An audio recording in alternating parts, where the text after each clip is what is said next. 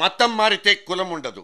ఇది సోమవారం మద్రాస్ హైకోర్టు ఇచ్చిన సంచలన తీర్పు. ఒక మతంలో వెనకబడిన తరగతికి లేదా కులానికి చెందిన వ్యక్తి మతం మారితే ఆ వ్యక్తికి తన పాత మతంలోని కులం వర్తించదని ఈ తీర్పు సారాంశం.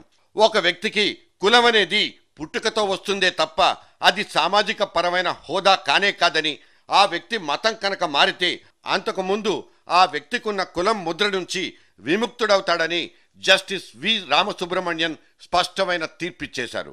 ఒక మతంలో అగ్ర కులస్తుడిగా ఉండి ఇస్లాం మతంలోకి వెళ్లి అక్కడ మతానికి రాజ్యాంగపరంగా లభిస్తున్న వెనుకబడిన తరగతిని వర్తింపచేసుకోవడం, ఆ తరగతులకు లభించే అవకాశాలు కావాలంటే కుదరదని బల్లగుద్ది మరీ చెప్పారాయన.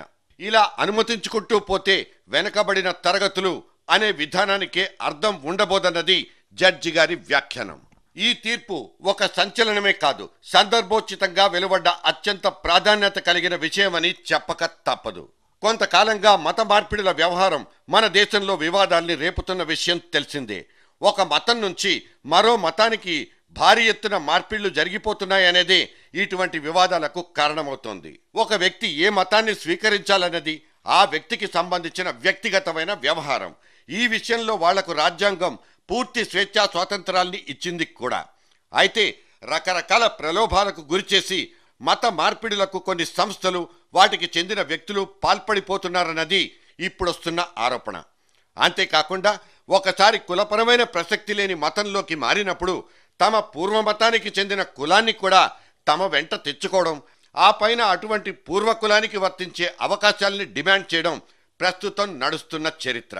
అంతేకాదు, ఒకవేళ వేరే మతానికి వెళ్లిన వాళ్ళు అక్కడి నుంచి తిరిగి తమ పాత మతంలోకే రావడానికి అవకాశం కల్పించే జీవో కూడా ఒకటి ఉంది.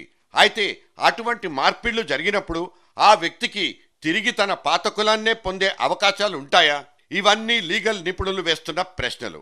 ఇక ఇప్పుడు తాజాగా వెలువడిన తీర్పు అటువంటి వాటిని అరికడుతుందా, అడ్డుకట్ట వేస్తుందా? పాయింట్ ఏదైనా క్వశ్చన్ మాత్రం సరిగ్గా ఇదే. Your honour, point of order please.